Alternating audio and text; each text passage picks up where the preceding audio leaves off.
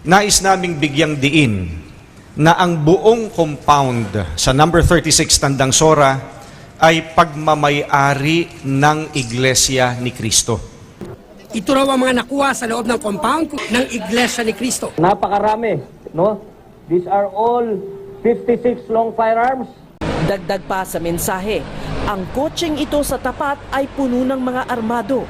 Pero hindi namin makita ang loob sa kapal ng tint ng bintana ng kotse. Sabi ni Yuson, may mga hawak na armas ang iglesia. Yung mga sasakyan na mga tinted, nakita naman po ninyo, nakuna ninyo ng inyong camera yon, mga Revo. Punong-puno po yon ng mga armadong lalaki. Inamin ni Zabala na may mga lisensyadong armas ang INC. Sa loob ng 9 na araw, sila ay nagmistulang bilanggo sa sarili nilang tirahan.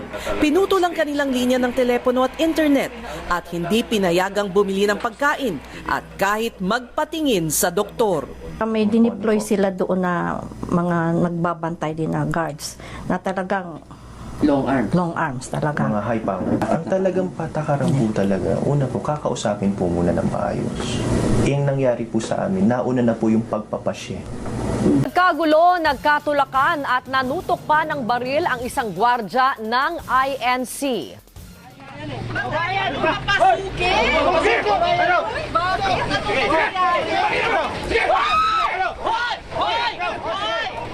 Ayon sa biyanan ni Ka Angel, may mga armadong lalaki na tinututukan pa ng baril ang mag-anak sa loob.